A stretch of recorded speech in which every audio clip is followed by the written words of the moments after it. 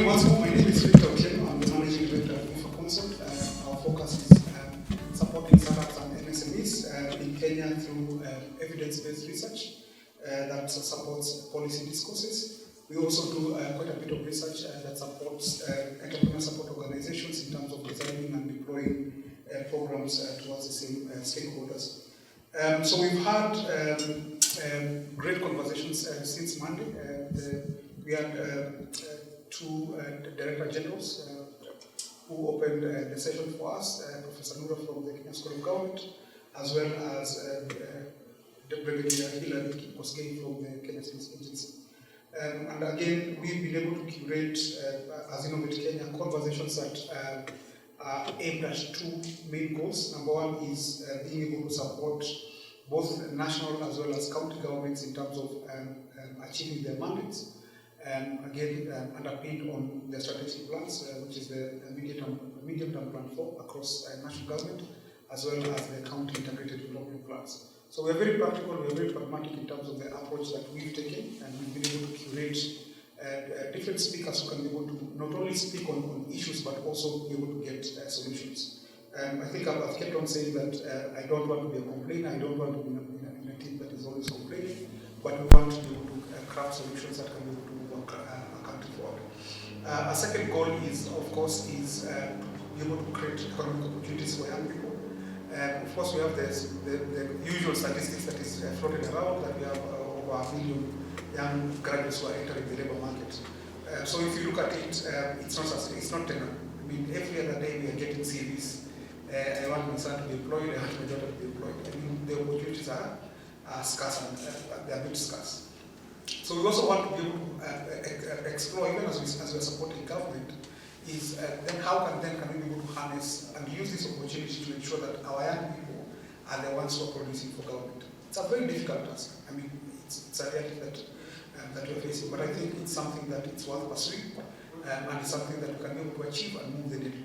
We don't have to employ everyone, but at least we can be able to create these opportunities. So it's a hard discussion, but also an exciting discussion at the same time. So hopefully then, as we're finishing these conversations, the question that we're asking is then how do we then go to counties? We need to go as a coalition, we need to go as partners, and we can be able to talk to county governments and say that we have stakeholders, we have solutions for you, and possibly can be able to craft as a way of working. Number two is we're looking at corporates. Again, we've had extensive conversations with a number of corporates. And the question here is, there's a mismatch.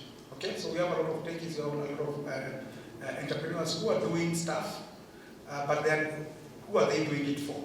Okay, so the corporates are saying we need solutions for our problems, our challenges. We have product portfolios, we want to invest, but you need to be able to solve things for us. So that's a second strand of conversations that we are hoping to have.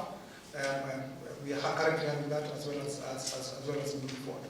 So those are the two twin goals that we want to achieve. Again, we don't just want to talk, we want to be able to talk and also decide to act or to collaborate together.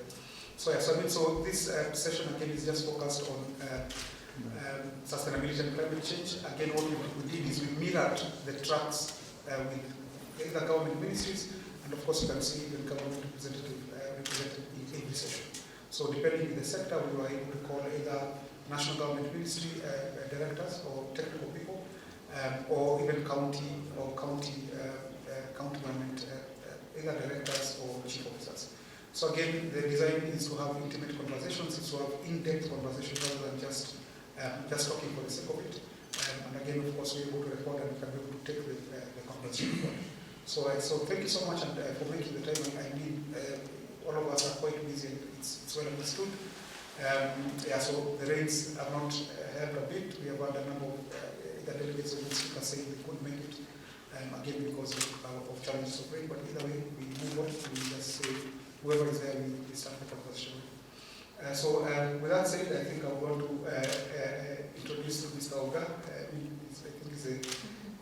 That's the name we baptize you today as the moderator. Take it up and moderate the conversation. Karibu sana, Charles. Thank you, Victor. Morning. I'd like a small group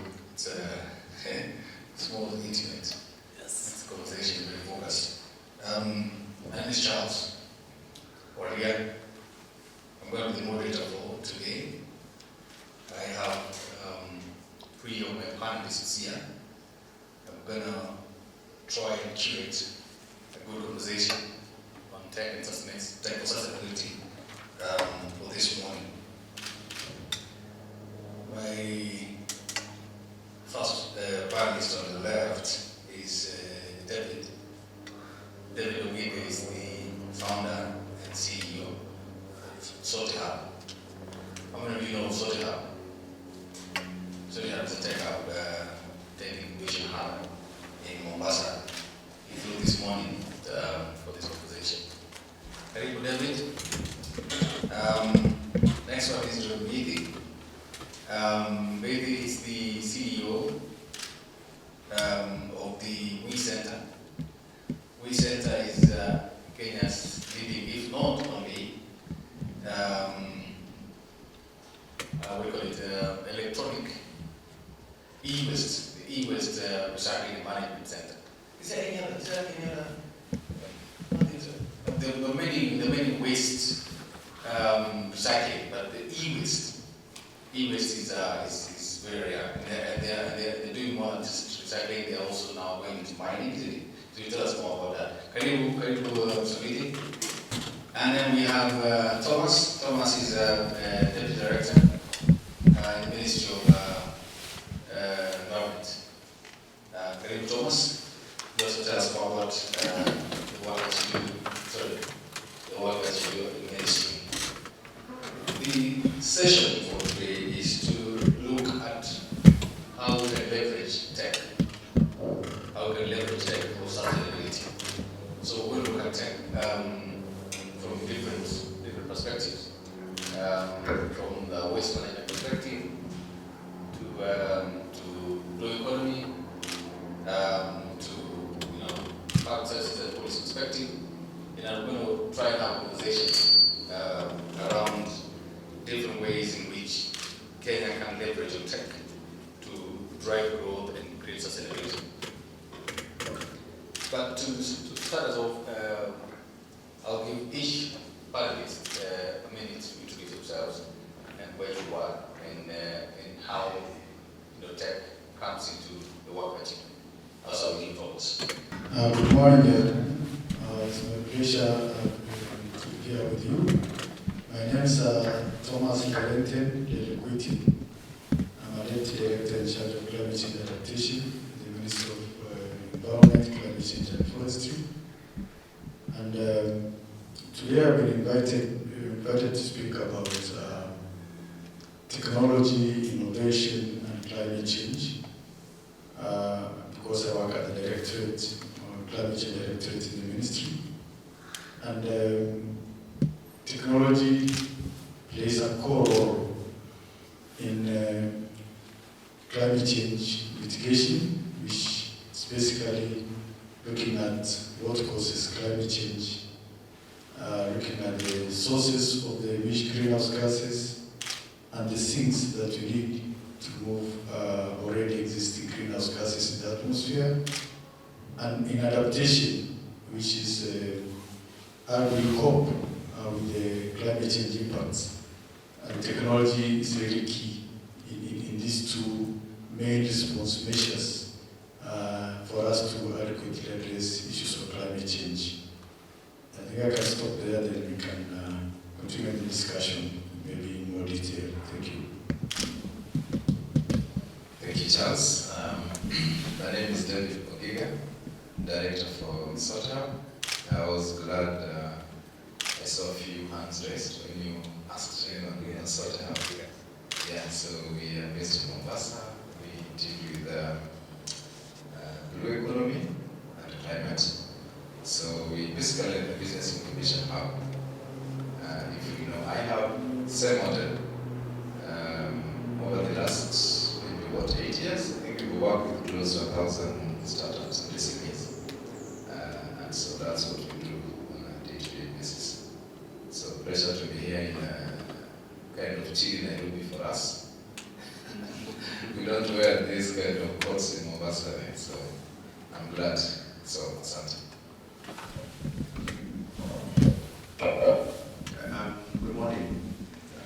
is born in Italy, on the CEO of the Wind Center. So Wind Center is an e-waste management company. We've been in Kenya for over a decade. What we do is the safe management of electronic waste. Sometimes it's also a tech company. This is actually interact with tech when it's reached end of life. So what Wind Center does is to ensure that all your devices, gadgets, when they're no longer being used, either because they're reached end of life or they're overtaken by technology, we take care of that. We also ensure circularity, so that these materials can remain circulating within the environment for a long time. And we also have footprint in over 18 countries in the continent. So that's what the center is. And I'm happy to be part of this conversation. Back to you, Charles. Thank you. So we'll dive right into some of the questions. That's how we do, Thomas. In terms of where you see from the ministry. What are some of the most pressing climate change issues today that the country is facing? And what are the opportunities that are there to deploy technology to mitigate some of these climate issues? And what is your ministry doing right now as far as the deployment of technology to not just mitigate, but to also foresee what's coming, be able to focus what's coming, mitigate, but also prepare communities in terms of resilience across the country. So how are we building resilience using technology for communities that are most affected by climate change in the country? Thank you very much, Charles. Those are very, very important questions. And maybe just to put in perspective, climate change globally, before I come to Kenya, and technology. Just to emphasize again that technology plays a very key role in both climate change mitigation and adaptation, and that's resilience building.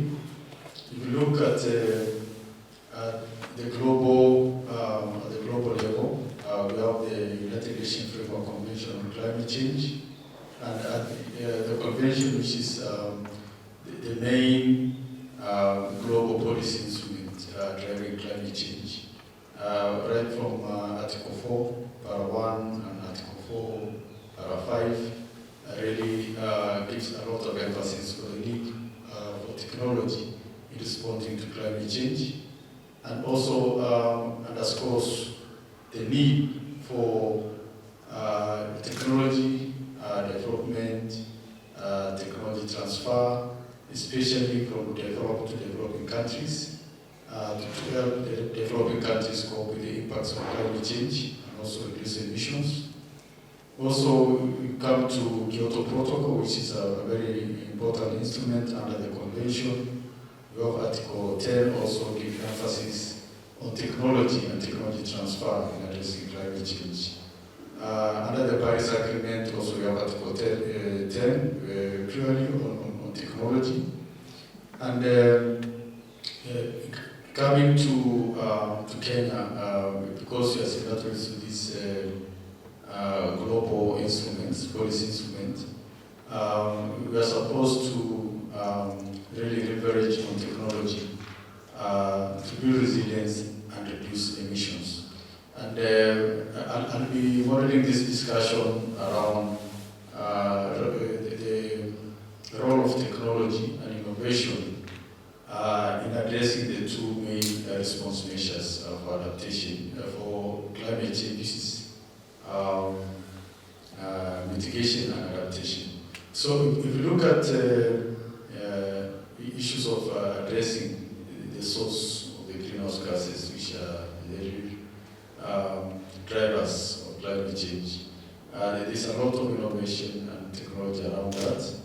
In terms of moving away from the fossil fuels, embracing renewable energy, we are seeing electric electric vehicles coming in, a lot of innovation around solar and as a source of energy, wind and all that. And also in terms of enhancing the sinks for greenhouse gases. This is one area that is a big issue globally because already we have emitted a lot of greenhouse gases. What's already in the atmosphere? Some of these gases take hundreds of years, not thousands of years to disappear. So we need to work really to reduce already greenhouse gases in the atmosphere. That's why we go to conservation of the environment, forest, the oceans play a very key role in absorbing greenhouse gases. But now, from the actions of human beings, the natural systems, the oceans, and the forests are really interfering in terms of their natural, the natural systems. So there's need now to come in and bring in issues of technology. We have now carbon capture and storage that is really coming up. We have now a new concept of solar radiation management that's being spoken about in terms of how we reduce amount of solar energy hitting Earth, coming to Earth, by maybe using some reflective substances like sulfur molecules to reflect away the solar energy before coming or hitting the Earth. All these are technologies that we're starting to think about because already the natural systems, the forests, the oceans, because of human activities are no longer able to do that effectively.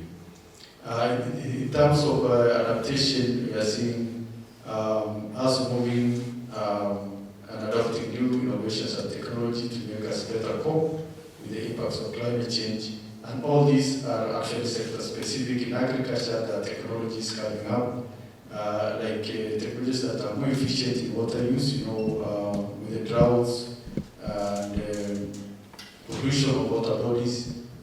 We need to be more efficient. You have now drip irrigation, the greenhouses and all that are coming to enable us to produce more food in a changing climate. So all these technologies a lot, even we have now AI coming in, improve issues of early warning, incorporating AI in the modeling,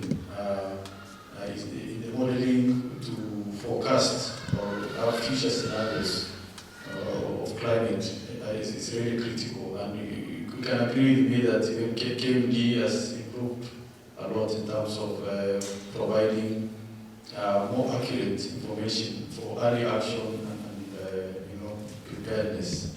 So all these areas in technology and innovation is really very key. And now we bring in the issue of the youth who are really in the forefront in terms of adoption of technology, in terms of even innovating some of these transformative technologies, and how that is changing their lives as they contribute positively to address the issues of climate change, both mitigation and adaptation. So, of course, as a country, we really appreciate this. And under the UNFCCC, we have submitted technology needs assessment for Kenya. It was 2013, looking across all the key sectors, especially for adaptation and picking up these technologies. It's an issue that we are discussing now. We need to come up with the latest needs, technology needs assessment, incorporating the emerging issues in this space. Something very important that I have to inform you is that under the UNFCCC, we have what we call Technology Network and Center, CTCN. It's important to note that the headquarters for CTCN is in Kenya, and this is a network that supports countries to access technology globally.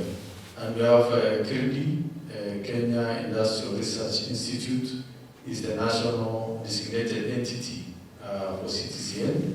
And its main role is to link or the bridge between the country and the many technology institutions in the world in terms of accessing that technology. And I think it's very important that we maximize and use CTCL through the KIRDI, which is the national designated entity, to really benefit from that facility. Maybe many people don't know it, and I really wish to bring it up, that the youth can, is an avenue for you to access new technology, either in enhanced adaptation and mitigation in the country. Maybe I can stop there for now.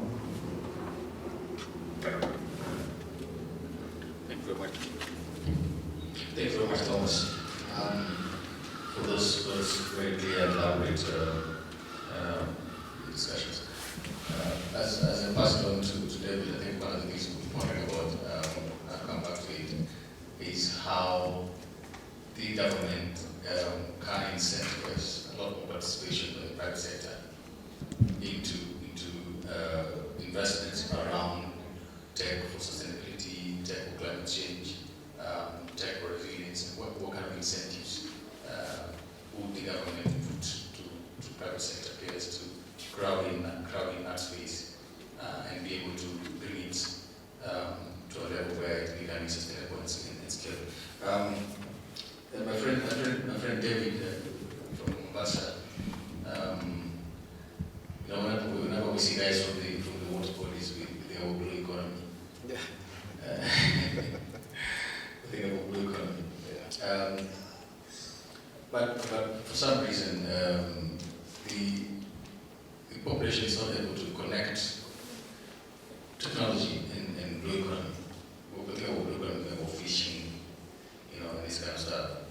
And Kenya's, while the country has a blue economy blueprint, we're not seeing a lot of integration and exploitation of the blue economy.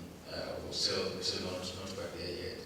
So, what are some of the barriers, the persistent barriers, to entry of tech into the blue economy? And what are the opportunities now to then use tech to exploit and turn around the blue economy? So that we can at least move its contribution. Right now it's a bit over 4% contribution to the GDP, in spite of the vastness of the potential. But what can we do to move it to at least 20% of contribution to the GDP using tech? Yeah. All right, thanks, Charles. When Thomas was speaking, I was, maybe Thomas can think about this. One of the areas is on enforcement, especially on environmental, call them criminals. Because I come from Mombasa, I think just after Mariakani there is a new factory. It was launched the other day. It's a steel factory.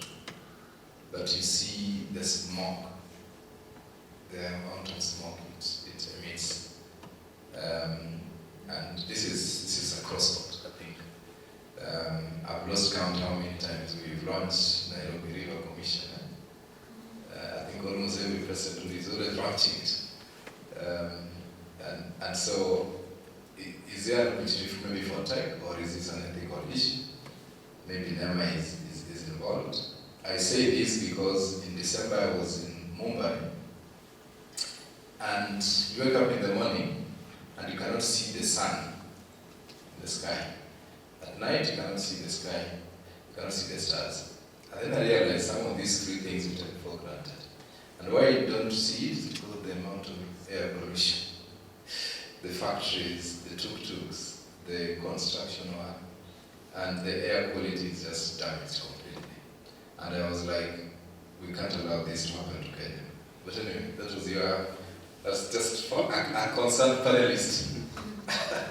Now that you take the heat with the government. So for the blue economy sector, I will say that we view tech as an enabler, and it's not an end to itself. And so this is deep conversations we have always with our startups, the incubator. Because sometimes developers see every solution, they see an app in every solution, or every problem they see, they want to put an app. Farmers cannot move the market, they want to put an app. And it doesn't work always this way. And so, so for us is, you must be solving a problem to an existing solution. And because that's the most fundamental thing. And then tech becomes an enabler, an enhancer, either for scalability or efficiency, maybe, to make you be more efficient in terms of time or in delivery, or maybe data tracking.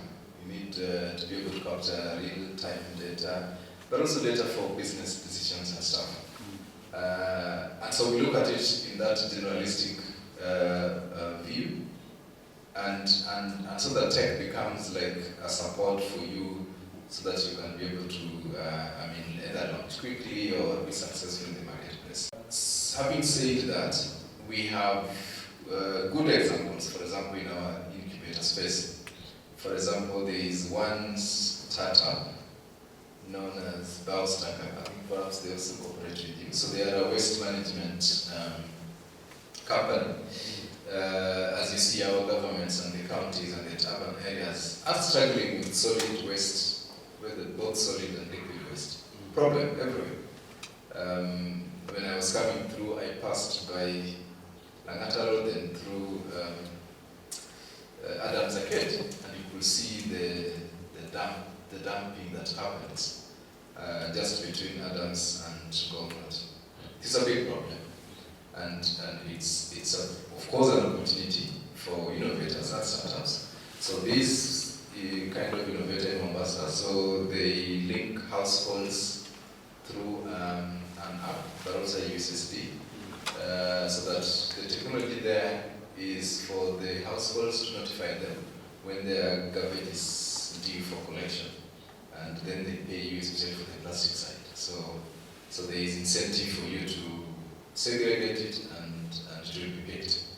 And we see that so they are a waste company, and we had to also stress for them a lot. You are not a tech company, you are a waste company.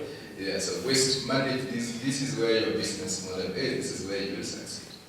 And so we've seen them that they are, because of the tech part, they're able to scale, they're able to spread their business, or maybe get more customers in Mombasa. And I think they're in the fundraising stage. So that's one example. Because you see, marine plastic is a challenge, and the waste disposal and stuff also in the ocean. The second startup is, for example, Kuza Freezer. So Kuza Freezer is, they have cold chains. You see, our fishermen and the traders and the vendors, they sell their fish at very throwaway price. Why? Because they have no cooling or refrigeration capability. And so Kuza Freezer have developed pay-as-you-go solar freezers, and they sell it at a very good price to the vendors. So it gives incentive for the vendors not to go for throwaway broker prices. I think that's one. Now they're moving into installing it into the fishermen's boat,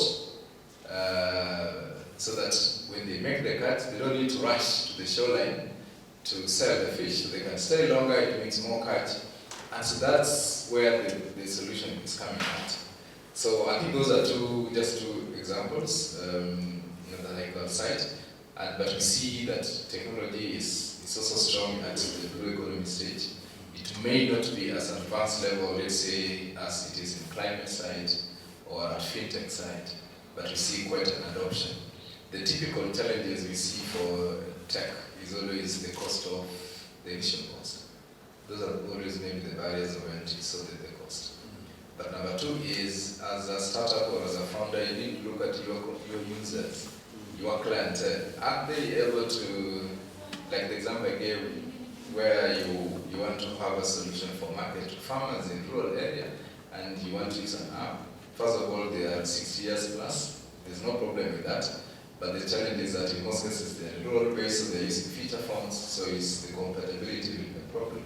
So you need to look at factors like the target market. Are they able to adapt to this? So accessibility is key, but also level of education and where they are. Opportunity, of course, is a lot. And as I say, and you captured it very rightly, the blue economy is less than 5%.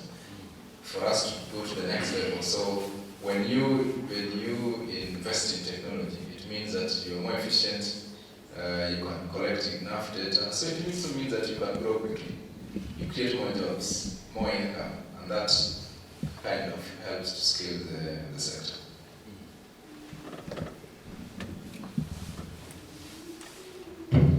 Thank you very much, David. As I move to Bonnie, there's something I wanted to ponder, David. I'll come back to it. In terms of how Kenya can use tech to break the barriers into the water bodies. For example, there's a small group of women out in Lamu, and they are trying to use technology to grow seaweed in the ocean. Seaweed? Yes. At a commercial level. So they are using the Internet of Things to then grow seaweed right within the ocean. And be able to there. So they're building a value chain of seaweed within the ocean out in Lamu. And then processing and selling the seaweed.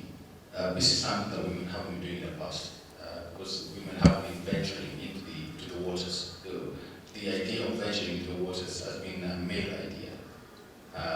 But women are now using technology not to go fishing, but to go and embrace the ocean with its potential. But we're also seeing the parts of Kwale, where women are using technology to also breed crops under the mangroves. Again at a commercial level. So embracing the growing mangroves. So they're both harvesting mangroves, but they're also breeding crops. And crops are prime price in the market. So both of these examples are women using technology to embrace and break the barriers in the blue economy that are not there. So think about, when I come back to you in terms of how best can be deployed. But my friend, Bonnie, Kenyans are not recyclers. Really, Kenyans are not recyclers.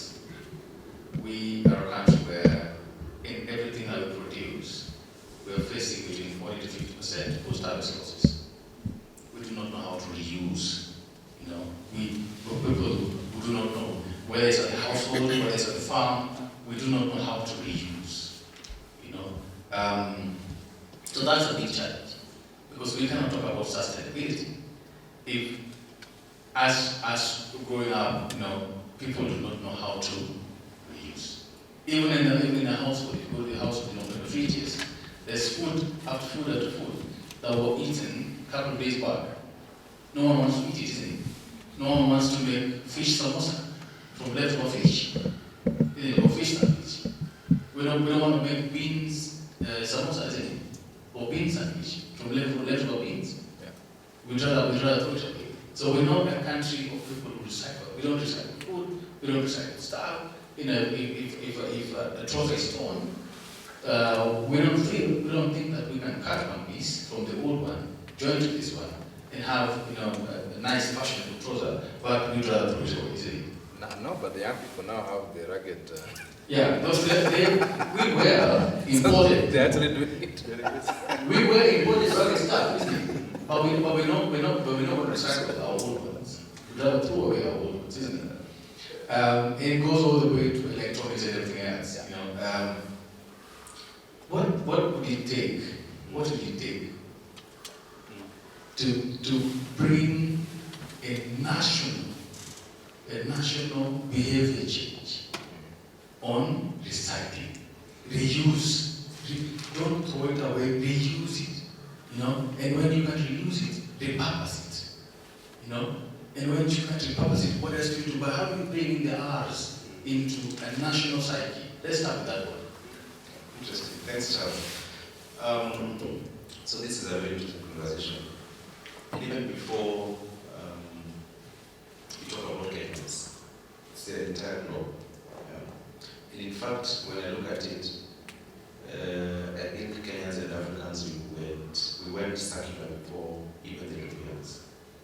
When you see there's a lot of push from Europe for us to be circular, to be sustainable, I tend to feel we were more circular and more sustainable in the past.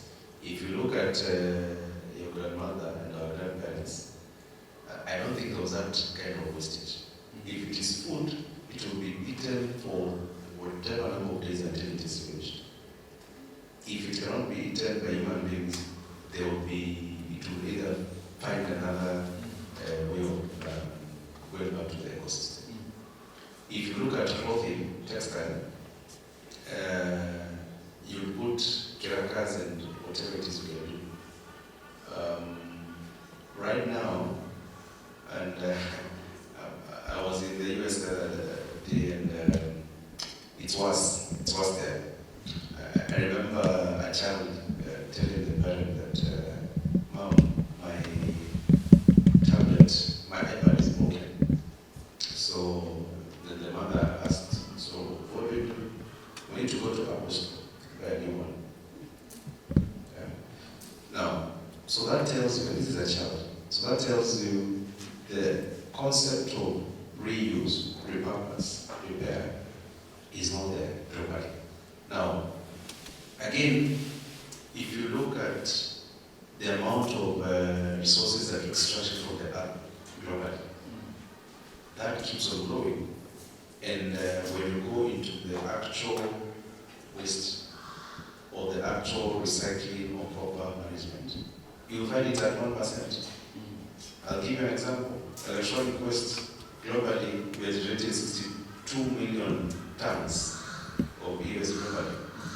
It's only 1% that is properly handled. The other one ends up in the environment. The other one is illegally traded. By 2050, if we wake up right now and we're 2050, and we continue with the same behavior that we have globally, the earth will not be able to sustain itself. Because all these things that we're consuming are consumed from the earth. Now, we have SDGs that we all talk about, the Sustainable Development Goals, the 17 of them. Amazing goals. When are we supposed to achieve these goals? 2030, right? We're in 2025. So, are we going to achieve these goals in the next 5 years? Research is already showing that from the 17 goals, unfortunately, the percentage in terms of the progress made towards achieving these goals is 13%. So all the work that we all do globally to say we're working towards achieving the SDGs, we've only done 17%. And these are the goals that encourage us to be sustainable. Then we talk about the twin transition, which is twin green and digital transition. How are we going to achieve this twin green and tech transition when the two are working parallel? You have the producers of equipment not thinking about the circularity of the same, you know, and like you properly put it, Charles, we have all these arts that we have in the circular economy, from refusing, you refuse, you know, if you see equipment that doesn't seem to be green and sustainable, refuse. Just the other day, I saw someone throwing a bottle of water from a moving vehicle. I was so surprised because I've not seen that in Nairobi for a long time. meaning it is slowly changing. I'm sure many years back, those are normal things. You could see people in matatus and buses just throwing out bottles from their cars. But for the past few years, it has reduced until last week when I saw someone and I looked at the guy and it says that he drove also fast. And I wanted to just pull down my window and ask him, boss, so if you throw this thing, who come and collect it? You know? Now, so to answer you, it requires a lot of work. One, mindset. The biggest problem we have is mindset. And to work with my own mindset, you have to start from the young generation. We have those mentalities, I'm sure David Luke is from Mombasa. That's mentality more that I do of Samaki, Mkunje, Nagari, Mdogo, Vici, yes. So you see, such things. So my thinking here is if we really need to be more sustainable, think circular, be more responsible for how we take care of our waste, it starts with education. I was looking at the CBC curriculum, and they have an aspect of environment in the CBC, which I feel is a good step in the right direction. I don't know how much they learn when it comes to environment, but I have seen, and I can tell you this for sure, in terms of that kind of education, Kenya is doing better than a lot of countries, especially the developed countries. So we have to make sure our education is right. We grow up knowing that you have to take care of the environment.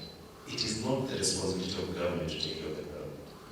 That's the other place where we go wrong, and I'm sure Thomas will be happy when I say that. It is our own responsibility. If you look at the environment as your own responsibility, you will know, I cannot throw this water bottle outside of a moving vehicle. If I'm sorting out waste, I am sorting out waste in my house in this manner. You know. I had a conversation with Nema a few months ago, and I'm sure Thomas knows this. We're having the EPR that is coming, which is the Extended Producer Responsibility laws. And we also have color coding of bins that is also coming up. This will be implemented as a result of the Sustainable Waste Act of 2022. Okay? Now, with the EPR coming, it means it's also a good step whereby the producers, consumers, and more weight will be put on the producer. The producer has to take responsibility of whatever they produce across different sectors, so that we have a proper way of handling the end of life of whatever equipment that is being produced. And then the same will also have responsibilities on the consumer. So if we have proper education, we have proper regulatory framework, and then we have awareness. I'll give you an example of WeSet. What we are doing now is we're showing that any electronics that are in Kenya, we are able to take care of end of life of that equipment. Because this is highly toxic waste. It's not normal waste. It's the fastest growing stream of waste. Again, because of technology. And remember I said sometimes we feel we're in a technology company because we are dealing with tech. So even a lot of people work at the center, they have a tech background. I'm sure you visited, you see we have a lot of tech people there. Yeah. Now, we have been very intentional for the many years we've been in existence to create awareness. People ask, why does we center dispose for free for the general public, but we charge companies to pay? The reason we do that, we are trying to change the culture and mindset. We have put bins at couple supermarkets, but guess what? Those bins are there. They're well labeled electronic waste. It is drawn, put a mobile phone here, put a charger, put a toner, but people are still putting banana peels and receipts. Yeah? Now, so if you go to this person's house, knock and tell them, look, boss, electronic waste DNI. So we still have a lot of work to do. Because if you're saying it is awareness, the bins are there. We are trying to tell you, when you come to Carrefour, or you go to, we have some at Total gas stations, others at I&M Bank. Yeah. I'm sure for those who are customers at I&M, you saw emails going out from I&M telling their customers to take obsolete equipment to their stores. Now, so in as much as we'll sit and talk about all these nice things, there's a lot of work to change the mindset, people to be responsible. So I don't want to say much, but in a nutshell, we still have some work we need to do to us. I like that. We'll come back to that conversation. Yeah, because I've seen those beings. I've also seen the drive when we sent us out the drive. I always take my electronics to clean money private. Yeah, but a lot more Kenyans, as you're sitting with these electronic waste, broken phones, broken laptops in their houses. They just pile it somewhere. Like they don't want to throw them in the dustbin. They don't want to take them where they should be taken, but they also don't want to dispose them. We're also holders of stuff. We hope that someday it can be repaired. We just haven't found the time for it to go and repair it, but we don't want to throw it away. Very few Kenyans I know, those that I know of, have the courage to even throw away a phone that's broken or a laptop. They hold on to the laptop like someday this laptop will be repaired. When and how they don't know, or who will require it, they don't know, but they hold on to it. But we'll come back to that. But Warren Thomas, the question around incentivizing private sector. So now there's two questions that will come up there. Three actually. Because I started off with the idea to incentivize private sector, to get into the space for tech, for climate change. Then David threw in a question of compliance. And I've seen the same steel company, just shortly when you go into Mombasa, before you get to Marekani, there's a big steel company on the left that's billowing smoke, like they don't care. So what is the role? If it's not government, who should then ensure that those kind of companies are held responsible? Because they are right in the middle of a community, but they're billowing smoke. But then Joy also brings, Bonnie also brings in the aspect of this the EPR company. The law has been passed. Yeah. This is the It's been a big debate in terms of, if you look at the households in Kenya, a majority of waste is actually from the low income. We have a lot of low income communities, the residents that have a lot of waste, and they are reliant on the public waste disposal system. So if you go to the slums, for example, there's open spaces where they go and throw the waste. They don't keep it in the house or out the street. But then the bigger question has been, if they will be required to segregate the waste at the household level, which means now they have to go out their way and buy the green and the different colored bins to be able to segregate the waste, who is putting the bigger bins on the outside so that when people come out of the households and then they go to the outside, because government still has a responsibility for waste management, they will find the color-coded bins on the outside, which are not there, and put their waste there. So first is, who ensures compliance at the household level? How will that happen? What do people say? No. It's not our job. We barely have money for food. You're now asking us to pay money for waste. But how does the system flow? So there's a couple of questions in there in terms of structural issues. So as far as solid waste management is concerned, there's plans, and then there's the private sector incentive. So you have your hands full in there. Whichever one you want to start with. Yeah, thank you very much for the questions. I think this is a very, very important debate. And I like what my colleague said, that the backstop with everyone when we are talking about waste. Actually, the waste generation, if you have to effectively address issues of waste, then you have to really get it right from the source, which is at the household level, how to segregate. Also the attitude and the behavioral change is very important. Because if you don't take responsibility, government cannot do this alone. It's all a collaborative approach that will be very, very, very important. In terms of also waste, as government, of course, you have to make sure that you have the right policies and legislation in place.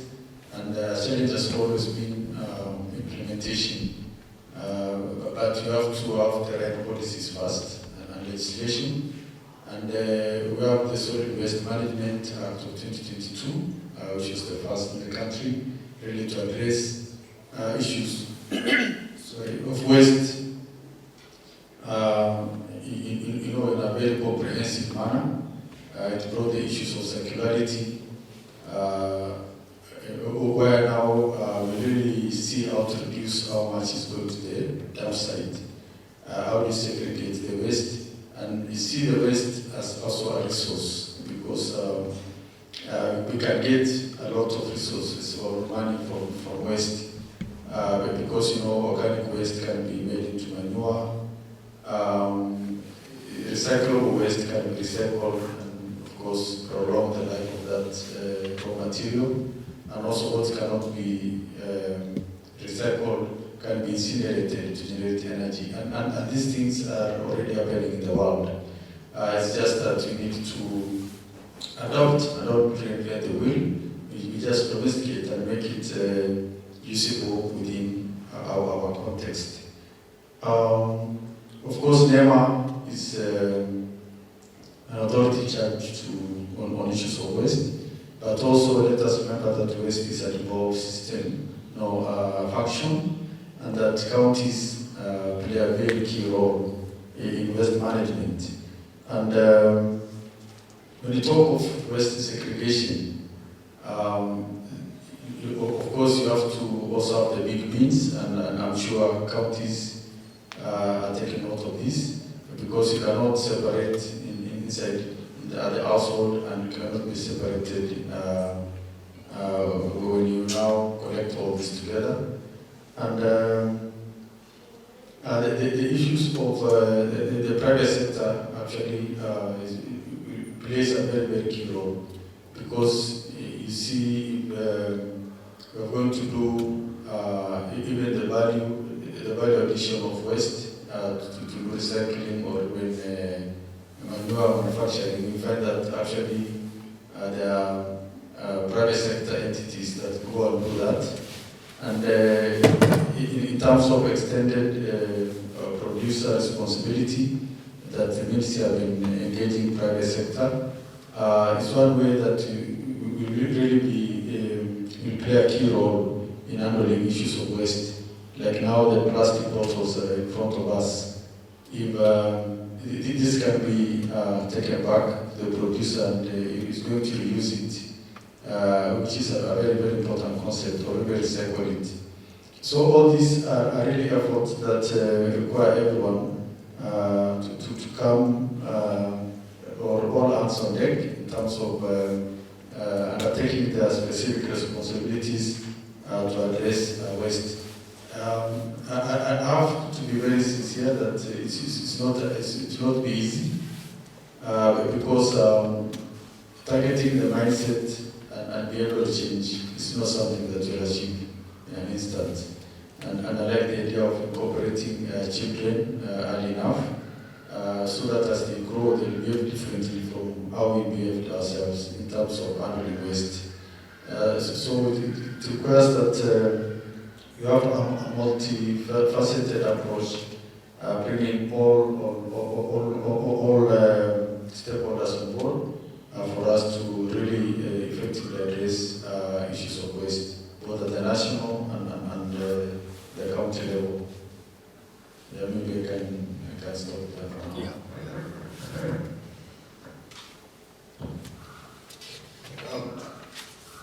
David, about you. Yes. In terms of how we can embrace tech to break the traditional barriers. So we're not just using the ocean for traditional fishing, and for small water games like surfing and this kind of thing. When other countries are really benefiting I see in the Lake Victoria, there's a proliferation of fish cages now. And they're also deploying a lot of tech in terms of IoT to also monitor the fish breeding in the fish cages. They're also using tech in terms of formulation of fish feed and growing the fish feed value chain. I've also seen a lot of tech in terms of fish trade and a lot of investments in cold chain now in terms of fish preservation and fish transportation and that kind of thing, and also fish processing. But we're still not quite there yet as far as fish processing is concerned. I'll give you an example. So, for example, Nile perch. Nile perch is a freshwater lake. We do not have very structured value chains for what you call the fish offers. So, for example, the bladder. We don't hear a clear market for where the bladder is sold, and yet the most expensive part of the fish, especially the Nile perch, is the bladder. We're going for about $1,000 per kilo. But that's, you don't hear that. You don't see people in an open market selling Nile bladder, do you? So there's a lot that we can do as far as the positive disruptions in the blue economy is concerned. They're bringing in tech and all that. But tell me, so why isn't that happening, and what should happen to bridge that gap between tech and potential that lies within the blue economy, and not just the ocean, but the water bodies that we have in the country? It's a very loaded question.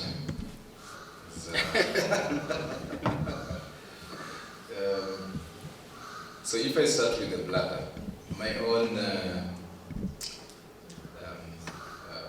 opinion about it, I think I saw it's China is leading the race. I think they are the biggest consumers. It has a lot of uses, including aphrodisiac. The challenge with the men, if you tell them anything to do with that, they will buy anything. So it's very popular there. Maybe the value chain is not very well captured, so that is a byproduct of the Nile perch, so that we can be able to get full economic value. I think Uganda is doing far much better. My personal view is, if it will be fully exploited, there is likelihood of us having unintended results, for example, overfishing. Because once the people realize this is where the value is, they go full hog. But I think the opportunity there lies in aquaculture, for example. So why can't we perhaps breed a lot of the Nile perches in fish ponds and the rest? So I think I agree with you on that aspect. But then also in technology, I think there's quite movements I see. It's still in Lake Victoria, there is, I think, a group that is come up with an electric boat. And this is very, I think, electric, but there's another one that I think is working on a solar powered boat. Typically the boats are run by diesel. These are non-green, but it's expensive in terms of maintenance. But the electric one and the solar one has capacity to go deep sea, especially if you are fishing you are looking for volumes. Because a lot of our fishermen, both in Lake Victoria as well as in the Indian Ocean, are artisanal, so that means small scale. They have the typical those and the small vessels which cannot withstand the waves in the deep sea. But if you're able to get these commercialized, then it means now they can go deep sea.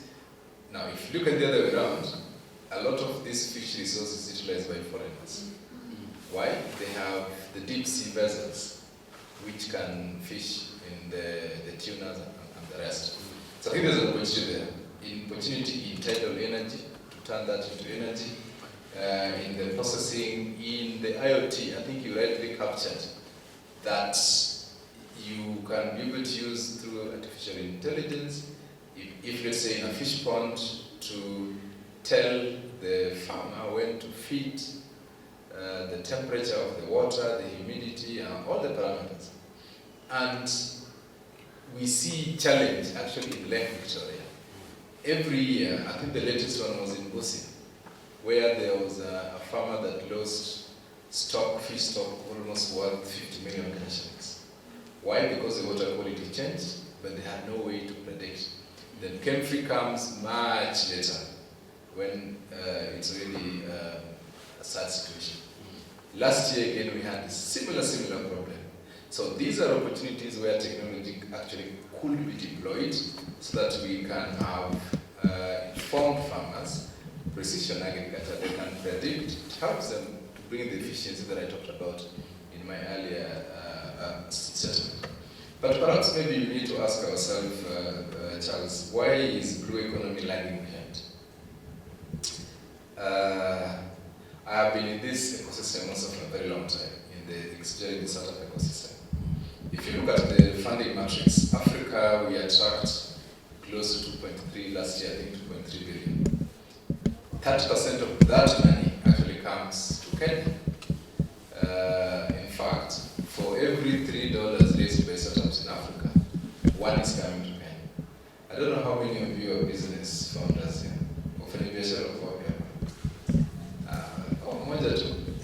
Have you guys wanted to raise something? Good. No, you should share with us. But Kenyan startups, you may complain you are not seeing the money, but people are reaping millions. Last year I think it was around 630 million. That's how many billions you need to calculate that. If you open that bracket and look at which sector is most funded, it's fintech. And blue economy maybe just 1%. All right? So that already shows you the problem.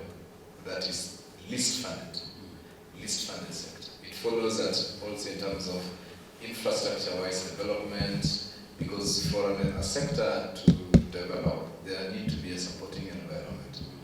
Why fintech is ahead of everyone? One is that a lot of those infrastructure games had already been figured out. When M-Pesa imploded, the banks had to play catch-up game. Kitambo, for you to open a bank account, say it's done, you needed close to 100,000 deposit. Now they're just working with your ID and 1,000 shillings. In fact, they come at your doorstep, right? So M-Pesa revolutionized that. But not only that, there was a lot of policies, banking, regulations, policies, central bank, and everything. So you find that it's very easy for an investor to put in money and exit. The investors are not here to give for charity work. They want a return. And behind these investors are also people who have put money into them so that they can invest wisely. And so that's why they always go to a sector that has figured out a lot of things. And the blue economy, we are not there yet. So if in infrastructure-wise, the policy-wise, so these need to be deliberately, as a government Marshall Plan. I see a lot of push, the Ministry of Blue Economy, development of landing sites, the storage, the fish storage centers, development of the market, maybe even this bird addition, for example, the swim bladder that you talked about. Lots of opportunities that can be able to transform the country, but a lot of work needs to be done. Then the other thing I think that maybe I may talk about is the funding. And for two of my colleagues who have been lucky to fundraise, they can share with you the story that is not easy. There are many opportunities to get funding. I think in the blue economy sector, maybe what I see a lot is the bonds. The carbon market now is quite big, I'm sure. Thomas, that's something that you guys also on the blue bond, but also in terms of the public-private partnership. But what I wanted to talk about is angel networks. Now, angel networks are people like me and you, right? That that can spare, let's say, 50,000, 100,000, right? And invest in another person. What are we doing now? We are putting them in circles. And we are told the circles are also going there somewhere. Yeah, so your money is not safe even at the circle level. What are we doing? We are putting them in matatus, or in lots, buildings, in chamas, merry-go-round, the treasurer has disappeared, etc. And so, but for angel investment, for every 10 investments you make, you have opportunity, up to 2 of them, you can actually cover almost all the entire investment. Of course, business is always 50-50. There's always a chance that you also fail. So, but when you make it, you can actually profit, and you can have a return 10x or 20x or something like that.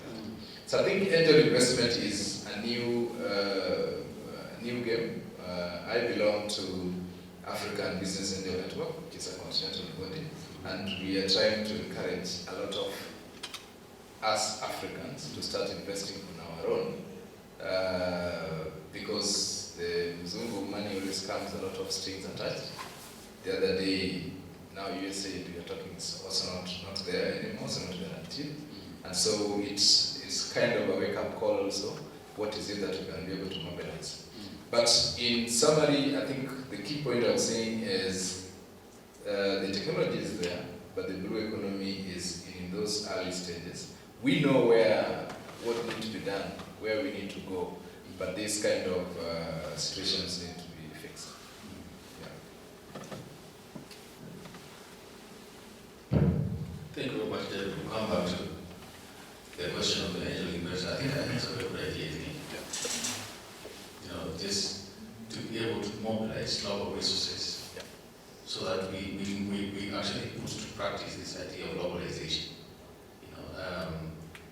As people have said, what's the panic when Trump makes his decision and says MAGA wants to make America great again? Why don't we also just say, look, MAGA wants to make Africa great again? Yeah. So we'll take the opportunity, and mobilize our own. And as rightly put it, it's not because Kenyans are not investor-minded. They are investor-minded.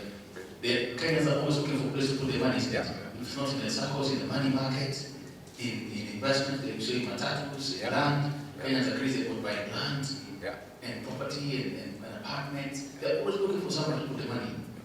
They make the losses. Sometimes, especially in the money market.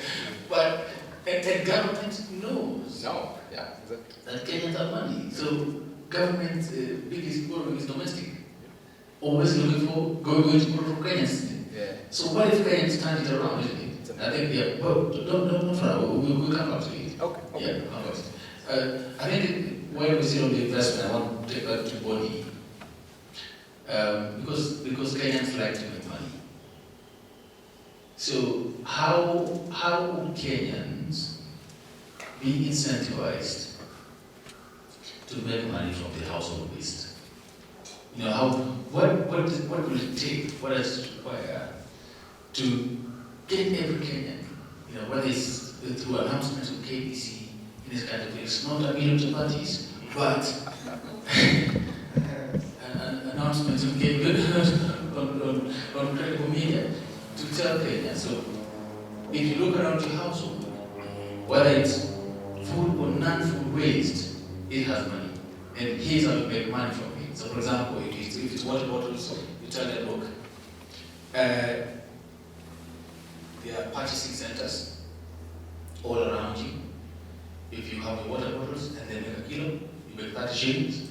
So please pile up your water bottles, don't throw them away, pile them up, wash them up, take them to the center.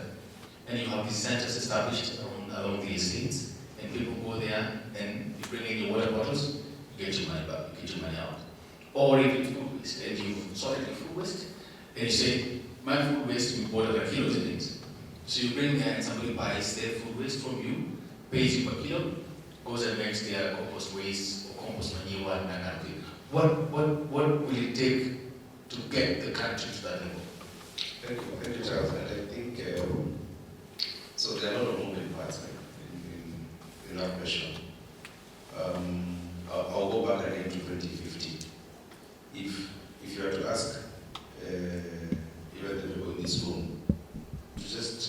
eyes and imagine in 2050 and narrate how they imagine the experience will be in 2050. I'm sure the answers that you get will be technologically oriented. People will say, I'm imagining I can order food, whatever, it will be done by drones. Just press a button, it is delivered, or your medicine. You will have everything smart. I've seen, but I think I saw last week, smart curtains. You just press remote, the curtains open, press, when you're on your bed, press again, all the curtains. It's in Kenya, by the way. It's not in China. I like that. I like that. Yes, and you can even integrate that with your lighting, so that remote you control your lighting, your music, your curtains. Yeah. So now, and we're in 2025, so you can imagine We are getting lazier. we're totally getting lazy. Yeah. So what a lot of us are thinking, and what we've grown up knowing is about technology. But very few people, if you do that survey, very few people will tell you that in that 2050, the earth will also be struggling to sustain itself from the amount of materials that have been extracted from the earth. Because we will not be thinking, are we designing these things with a circular mindset in it? Are we designing them for a long term? You know? And one of the things we hear from countries like Estonia and others that are outside Europe, why they remain competitive globally is because they build for the globe and they build equipment that will last for a long time. Now, when we're still there, you realize that if we are not thinking about waste management and about the environment, it will need a lot of work for people to be given incentives. For someone to move out of their house or segregate their waste at source, you can imagine the amount of work that needs to be done. So that goes back to my point. These things have to be started at the education level, whereby while the young ones are still young, they know they're supposed to take care of the environment. If you go and make that announcement on KBC, that, and I've seen, and those examples have been given, yesterday, I don't know whether it is true, because nowadays there's a lot of things moving around there, apart from the parties and these other things. Someone saying that e-citizen, the government portal that we pay to get the government services, they want to introduce a premium service. Now, do you know what the thinking behind that? So what people are saying is that they are formalizing corruption. So that if you were to pay someone backdoor to fast track your passport, you can actually go to the platform, pay for premium services, and they fast track it. So you don't have to go looking for someone who knows someone who knows someone. So we've grown up knowing when we are young that even you need to be given an incentive to do something. You give a child money and you tell the child, go and buy these things, but also buy some sweets for yourself. They will not quickly. But if you're just telling them, go, they will end up to go one. So it means if we now go and make it monetary, whereby we are saying on KBC, if you're responsible for proper management of waste, you're going to be paid this much. I'll give an example with the electronic waste, because it's something that we've done for 12 years. And we faced that question so many times. Why don't you buy these things? Why don't you go and announce that whoever brings 2 kilograms of this and this will be paid so much? You create another problem. Because what will happen if, and you know, the problem, again back to the funding and investment, a lot of these startups, and we are also running the Circular Innovation Hub, where we create startups in the climate tech space. You realize that, and some of them that came to our hub had already raised money. And I remember one lady had raised about, was it $300,000? Then I asked her, okay, and then what happened? So I realized, and that's when I realized that startups require not just the money, there are other things, technical assistance. You have to package these things well. Most of them will need to be guided on where to put the money, because they have put the money in their own things. They have the money. That's why even now you see, I remember the other day we were trying to get a CFO. We could not. Why? If you go to the market, guys have been paying crazy figures. Why? The money is there. Somebody, David has invested his money in the startup, Charles has invested, and other people. So you have so much money. So if you want to hire, you hire carelessly, you don't look at the future. The same thing. So if I'm given funding and I say now I have some money and I can go buy US for the next 5 years, what if now that funding was coming from USA, for example, it stops?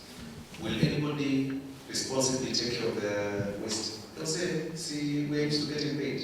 We will keep it until. So we have to also be careful with the mindset, behavioral change that Thomas was talking about, and what we need to do. So education, awareness, innovation.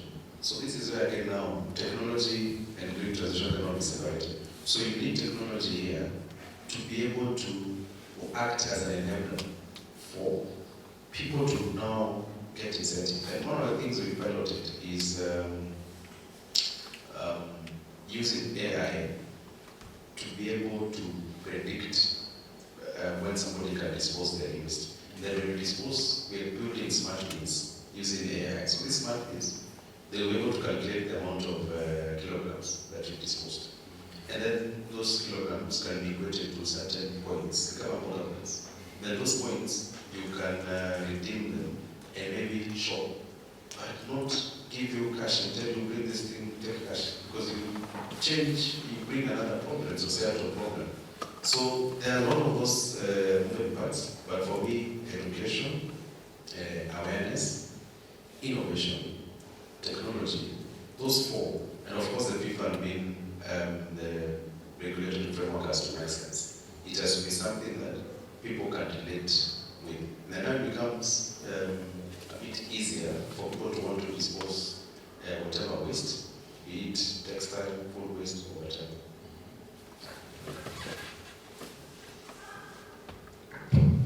Thank you very much. Actually, I read it yesterday on the business daily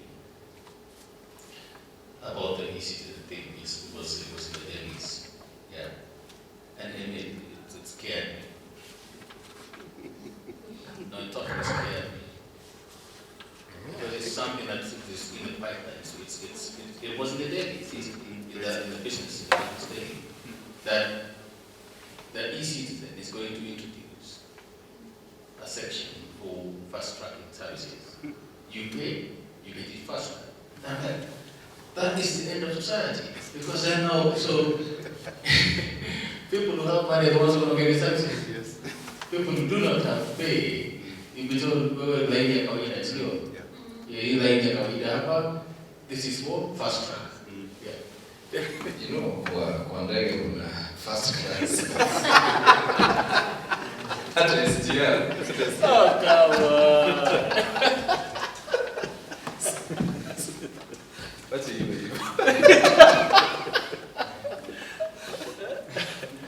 Anyway, but you know, at passports, you can also fast track. Anyway, there's a morality question about it, so I'll stop there.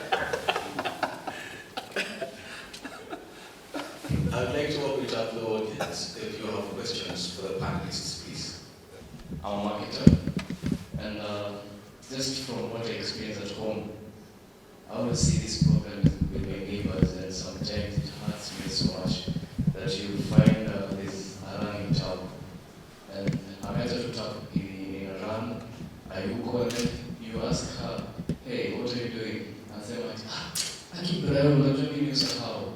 So you've talked of knowing, awareness, and understanding, and you've said you've placed some dustbin around rivers, yes, and you said people have their way. And people in the tech sector, we tend to create solutions, tangible solutions that can be seen, but we tend to forget on the psychological solution. So I'm trying to ask, is there any program that is ongoing intentionally that maybe is targeting people in the lower income areas, especially the younger generation, in creating knowing, awareness, and understanding so that we can have a broader solution to all these problems? Because they say the younger generation is the future. So if you talk about 2050, are you taking care of the people who will see 2050? And if there's those programs indeed, I would like to be part of it. I have a lot of questions, but I think I'll just ask, I think, 3 of them. My name is Kevin. I'm a founder of a venture studio called Listen Dynamics, and we have a couple of startup solutions.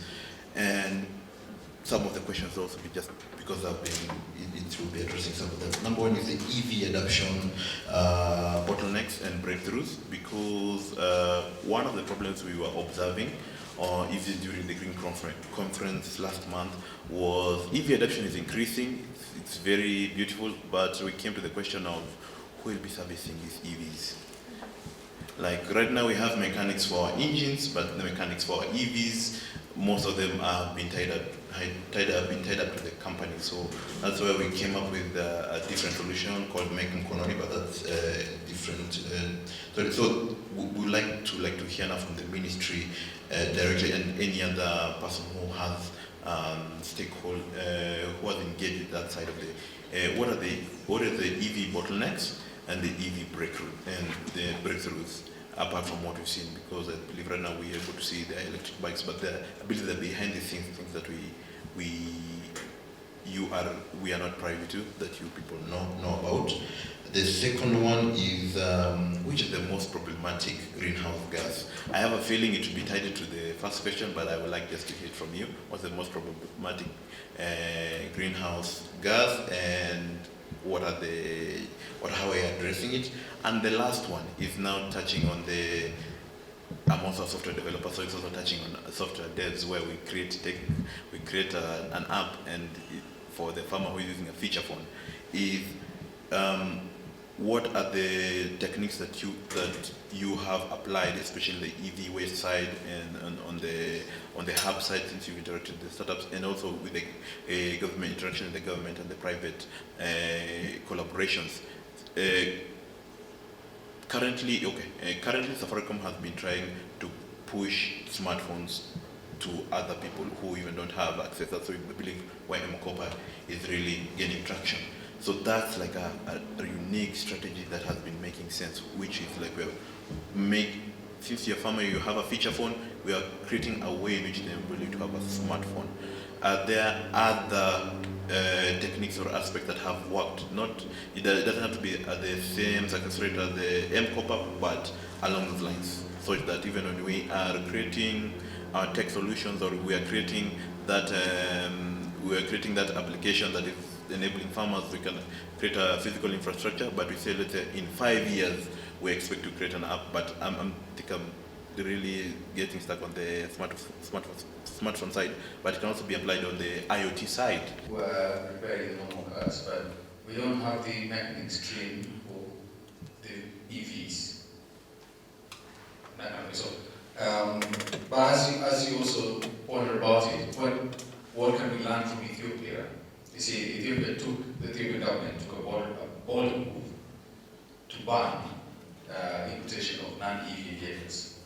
I think for this year. Yeah.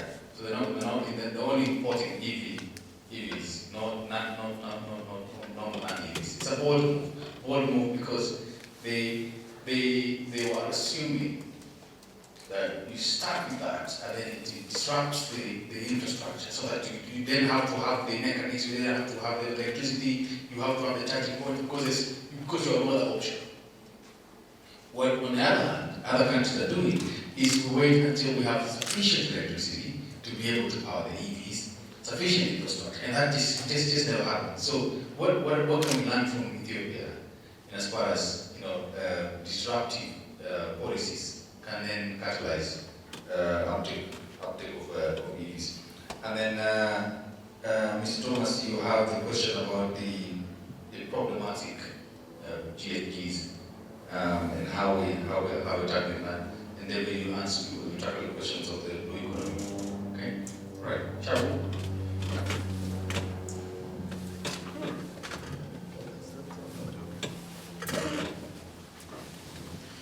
Okay, next house, and thanks for the questions. I think there was another specific questions from on some of the programs that can aid in creating awareness and the mindset and behavioral change.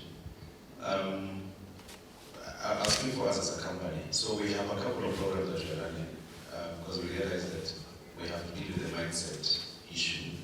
One, we have hackathons, and we also run one with Victor and the team, whereby we look at young people who have innovative ideas, and we give them a challenge, and we also collaborated with universities extra in those hackathons, and they're able to provide certain solutions that can also be adopted to just make sure that we're working towards this. So the hackathons also are certain programs that you can be part of as an innovator, to just provide solutions that can actually be taken up.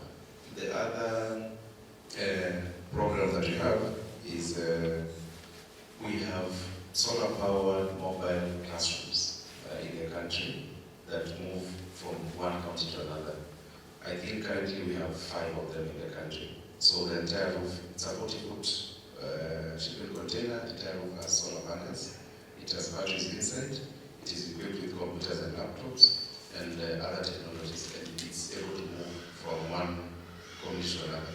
We're using those digital trucks also to create awareness and for people to know. So the programs that we're doing with those digital trucks is providing digital skills and proper use management awareness, because we realize that yes, you train people on digital skills, they'll know you need to use computers, which is good, but they also need to know the dangers that come with the adoption of the technology. So those trucks, we have 2 in the refugee camps. So we asked about marginalized areas. So we have one in Kakuma, we have one in Karube in the refugee camps, where we also train refugees on digital skills and awareness on proper US management. And we've trained over 6,000 young people across Kenya on using those particular trucks. The other program is we run the Circular Innovation Hub, which is an incubator, like the one that David runs. It's just here in Lavington. So that one also will incubate entrepreneurs, innovators, and startups that have solutions just within the climate tech space. So we're not looking at just general hard coding tech, but any technology that will sort a climate or circular or environmental planet-related problem. So we incubated startups, we've incubated, I think, over 60 of them, and we also trained over 600 entrepreneurs on various programs. So at least those interventions are there. The problem with us Kenyans is that we do things in isolation, and people know whatever they know. So now you start looking at research and you start realizing, oh, this company has been here. But until you interact with something, you never have it at the top of your mind. Now, coming back to the EV question, I think that's a very interesting conversation, Charles, and there are very many ways to look at it. You saw when Trump came into power recently, one of the things he said he would do on day one, which he did, was to pull out of the Paris Agreement. And I remember even when he was in the campaigns, he kept saying, this green thing doesn't make sense. And he kept talking about how the EV thing is a scam, it doesn't make sense for Americans. Americans in South Carolina should focus on building fuel-powered vehicles to be competitive. I don't know how that looks now that he's having a bromance with Elon Musk. He was actually testing a Tesla yesterday. Yes, he's buying a Tesla. So sometimes when I look at politicians, it doesn't matter where they come from. I think they go to the same school. Anyway, so that's different. But globally, the adoption what people thought. And I think the last time I checked, around 2017, 2018, it was at 14% globally. I think maximum it will be at 18% now of all the total cars that are being sold globally. Only 18% will be electric. So you can imagine where Kenya is if globally we are talking about below 20% adoption. And you have countries like Norway, which have led the way when it comes to EV. I think it's one of the countries that have the highest adoption. You also have China, shockingly, as one of the leading countries when it comes to EV. But when you look at it, it is capital intense. So I am not sure Ethiopia will be the best example because you have to do a lot of work. By the time you're burning a rotation of diesel and fuel powered, the infrastructure has to be there. The convenience has to be there. People buy things that they feel safe and they can relate to. So that's why you find, even now, I don't know, I saw an article recently asking electric buses and vehicles already in Kenya, why are we not buying them? Then you ask yourself, assume tomorrow we say everybody needs an electric car and we ban also. Where will you go and charge that car? Where will you get the mechanic?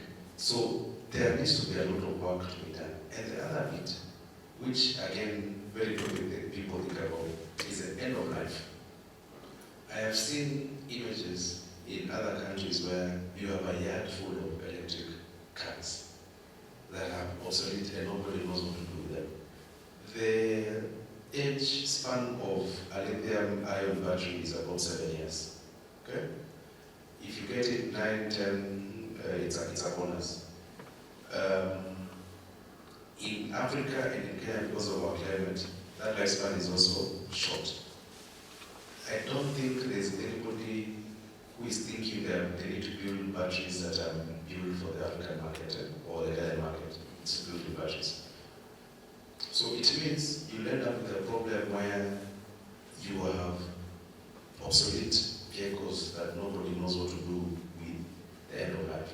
Batteries, the lithium, we at the We Center have a lithium recycling plant. In fact, the example that David gave of the boats that are being used in the Victoria, we built some of those batteries and we're building second life batteries, whereby we take the ones that have been disposed, we have equipment to test, we realize 80% of the cells are actually working. So with the 80% we build new batteries and they go back to supporting e-mobility. The infrastructure is lacking. We will need to have a proper legal framework as an enabler for this. Then of course, same things that I say, awareness. People need to be aware, why are we doing this and what is the advantage? Because if you're just being told to buy electric and you don't know why you're being told to buy, it will be a problem. So for me, in a nutshell, I think there needs to be awareness and also the infrastructure has to be there. And after infrastructure, the mindset is something that we need to work with. Because like America, the infrastructure is there. But Americans are not buying electric. Very few Americans are buying. And also if you go to other developed countries. Lastly, I'll give you another example of, what do you call this? SAF. SAF is Sustainable Aviation Fuel, I think. Now, that is something else that the world is talking about. Vehicles not vehicles, aeroplanes are moving from using the normal aviation fuel. They want to use sustainable, clean, that is made, that will reduce carbon emission. So for the innovators, that's another area you can innovate. You will make money, but not now, in the next few years, because aeroplanes are trying. If you fly KLM, you see KLM will always be talking about the sustainable aviation fuel.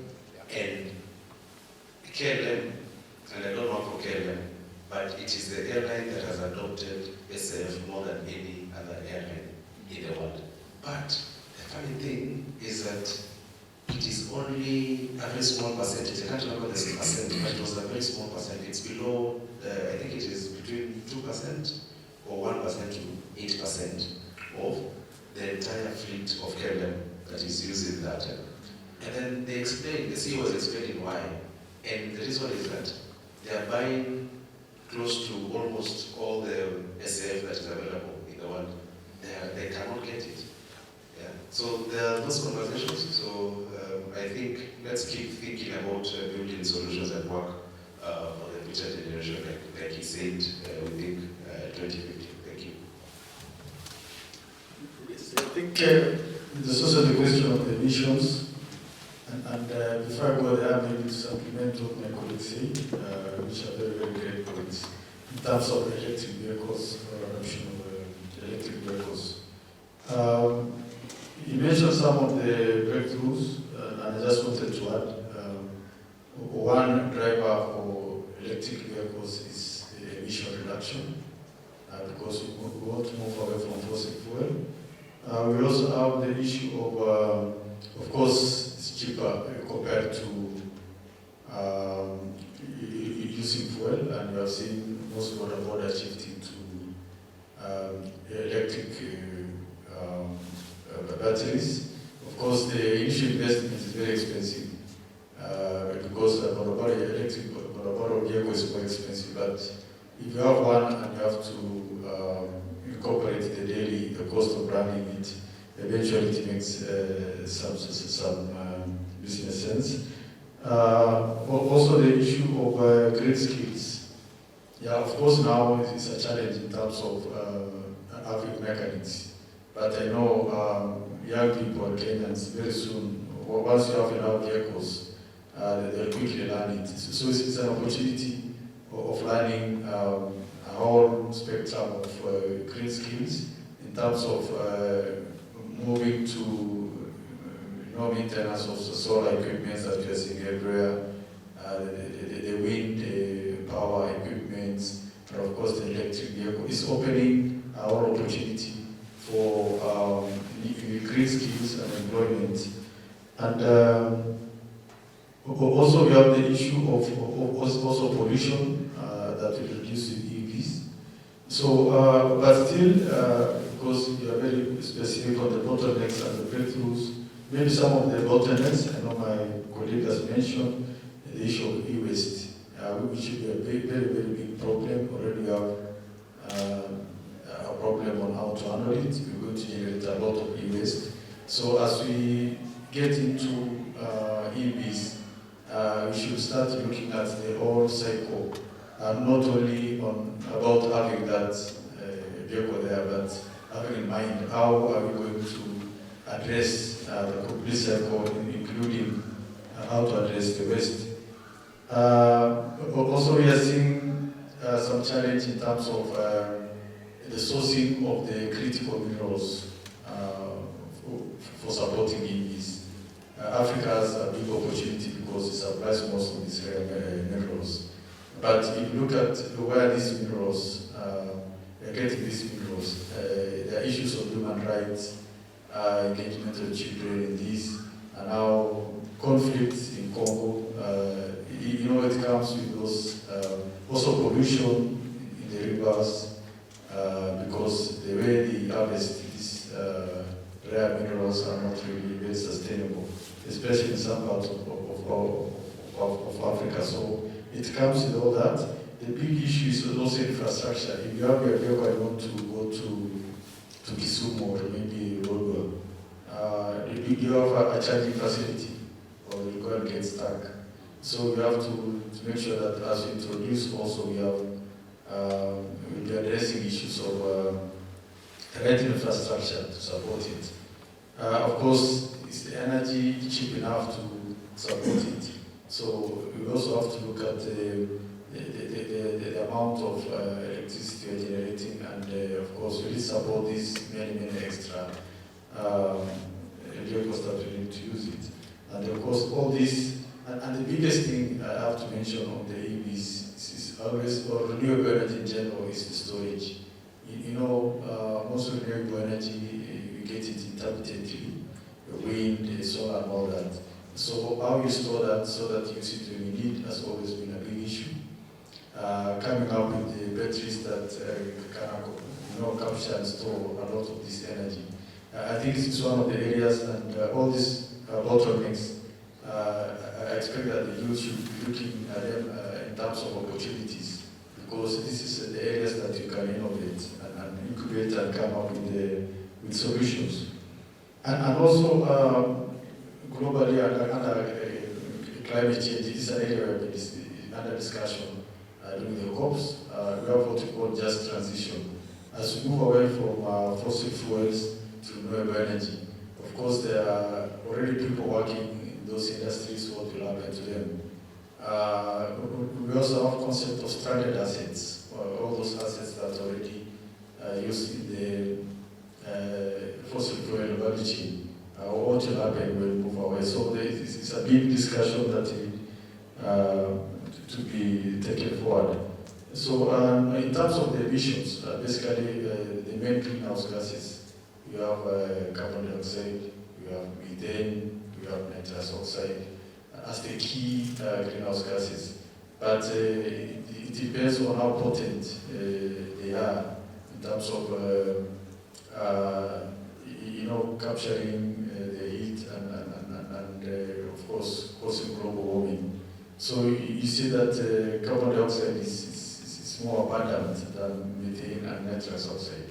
But you find methane and nitrous oxide are more potent than carbon dioxide. A little methane is like equivalent to a lot of carbon dioxide. So we need to address all of these greenhouse gases, looking at the sources and how to address the sources, and also how we remove these from the atmosphere. If I can stop there, thank you. Thank you very much. I think that the conversation on greenhouse gases can always go on for a long time. It's always cyclical. Almost the question of the chicken and egg. Take for example, livestock. Do you know that cows are the biggest producers of methane? No, and yet we need the cows, isn't it? So would the solution be to not have cows? But we need the cows, isn't it? Yeah. I'm not vaccinated. Is that why you're vaccinated? Well, that's not why we're vaccinated. We need that conversation for another day. But we seem to have come to the end of our time. I think what we can do now is to have, I have a question. Oh, there was Sonia, yes. Yes, oh, yeah. So let me quickly. Yes. I think you have to respond to Yes, to how we engage counties. Just for some time. But just for information on EV, in case anyone is looking for charging points, one of our startups is installing for electric tuk-tuks in Mombasa. I think they have done like 13 points. And they're moving into Kampala and the rest. So we have no electric border also in Mombasa. So tunaenda mbali. Ini mkipiga story hivyo. Yeah. But back to your question. 3 ways we are engaging with the county governments. Number one, we still on the funding space. We are forming Mombasa Angel Network, and the county government is very part and parcel of it. Our proposition to them is for every, say, 1 shilling we put in, can they put in even half a shilling? They may not put in 1 shilling, like match it. But they can go above and beyond by setting the right regulatory frameworks. For example, SECs, Special Economic Zones for startups, easing the permits, issuance of permits and licensing, because startups really struggle with that in a bit. And just to encourage investors to come to Mombasa and showcase, kind of to build our own startup Mombasa in a way. So that's one. But second is, already this has already been implemented. They have come up with a one-stop shop or a center where you get all the licensing. I think maybe they're the first county in Kenya to do that. So that is really working, thanks to the current governor. And lastly is every year we hold what we call Blue Economy Summit, which is maybe one of the largest gathering on experts, and we invite key stakeholders, including especially government, policy, especially on the research as well. The funders, we have deal rooms, we have startups, we have almost everyone is there, including the researchers and the scientists. And last year, I think we had like 1,200. So that shows you the scale of the attendance. And it's a very interesting gathering because there's a lot of policy discussions with government, specifically led by counties. There's a discussion on science to business. Just before we came here, we were having very deep discussions with KEFIs and KEMFRI, that there's a lot of science in some of the government bodies that doesn't come to the business side. So how do we commercialize that so that we can be able to reap the fruits of this new knowledge? And some startups also get funding because we have investors who always come and they pitch. Last year we had like 15 investors that came. 3 startups actually from last year. So far we did maths, about 3.8 billion USD has been raised by some of our startups, also based on the effort of that summit. So I want to invite all of you. I counted, and we are like 18 people here. It's always $100, $150, but I will give you 40% discount. All right? So I know 17 people, so you can't be more. Yeah. For this year, it will be in September 24, 26 in Berlin, Paradise in Mombasa, and I wish to have all of you to join because I think these are ongoing discussions on how we can better the ecosystem. Yeah, so those are the 3 ways in which we engage. Thanks.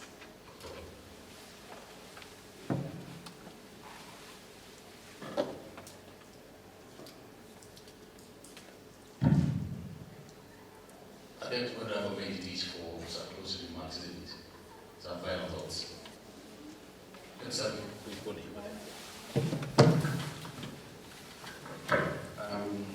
Thank you, Charles. I really appreciate this conversation.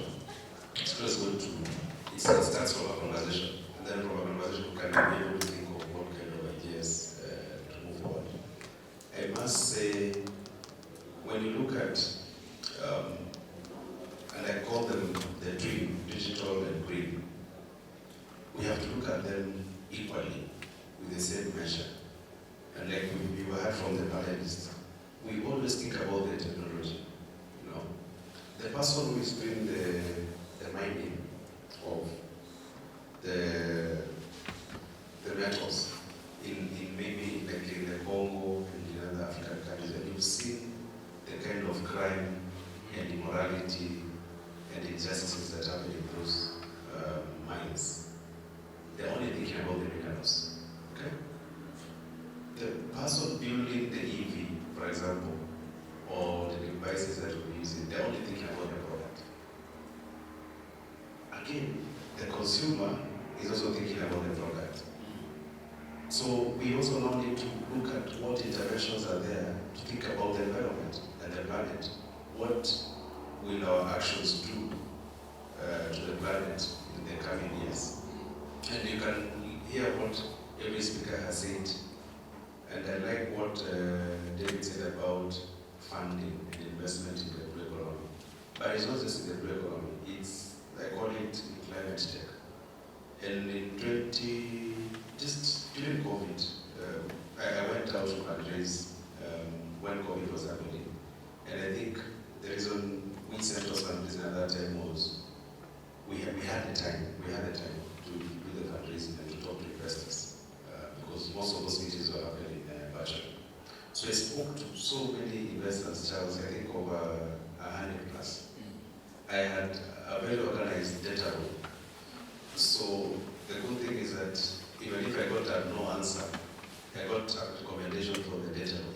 So they would say, you have a very organized data room, pitch deck is on point, but this is not an area where we are looking at to invest.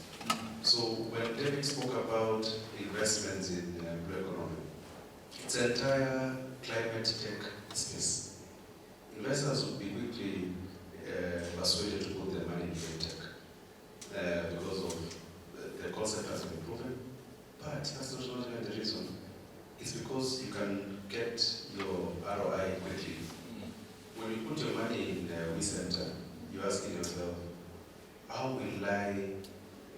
get my profits back? And how long? And climate tech, because of there's so many things that needs to be done. So the capital also has to be patient, and not just in US management, but in the entire ecosystem of what we're doing. So we have to bring in academia, researchers, innovators, government, consumers, all of us, because this is a problem that we are all being faced with. We have to solve it in collaboration. So we must insist on the collaboration. We have to collaborate. So invite everybody. Let's collaborate. Think of solutions that can solve climate-related problems, and see how to collaborate with one another. Thank you. Big him a coffee.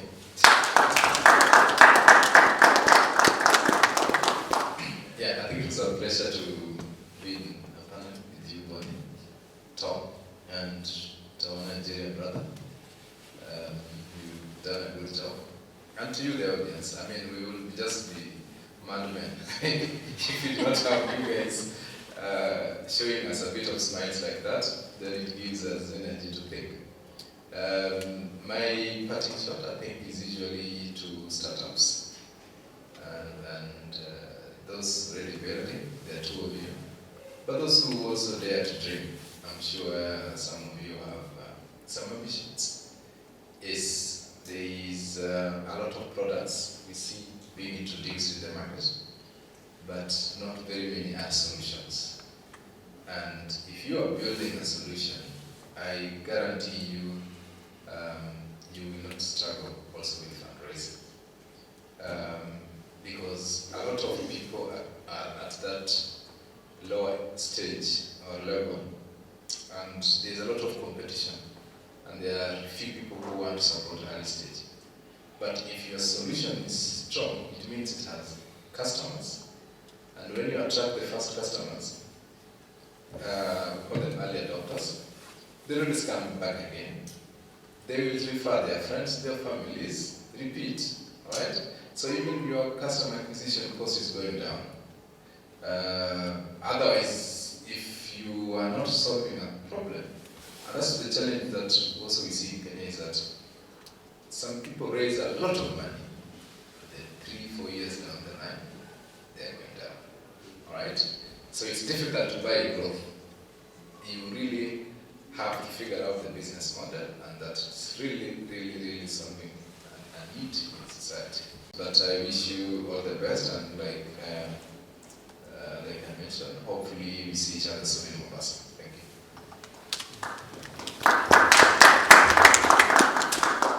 Yeah, let me first really appreciate the opportunity provided by Viva Consult and the wonderful moderation and my fellow panelists for the very rich discussions we've had. Of course, you and the audience for supporting us and also contributing through your questions to the discussion. Maybe some quick points that I want to emphasize is one, innovation is about solving problems, and we have so many problems, and we count those problems in terms of opportunities. So there's so many opportunities for you.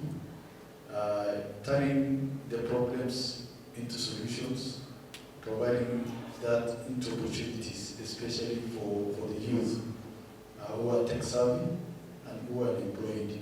So look at it positively and turn the situation to an advantage. Also, there's the issue of intellectual right. Yes, you can have very good startup, very innovative. You also have to guard that. You have cases of people stealing the intellectual property rights and benefiting from it even in companies.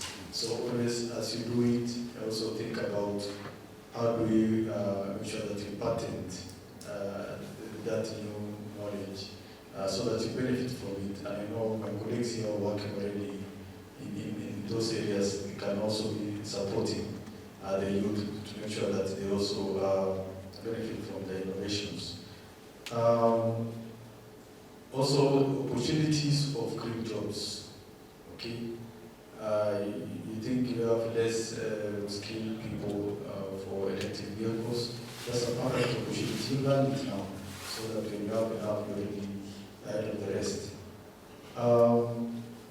Of course, the need for all hands on deck, I can't emphasize, it's not one solution fixing everything, it's not one person doing everything, not in the government. We need everybody to be on board to really see how we can leverage on technology to sort out climate change, adaptation, resilience building, and all that.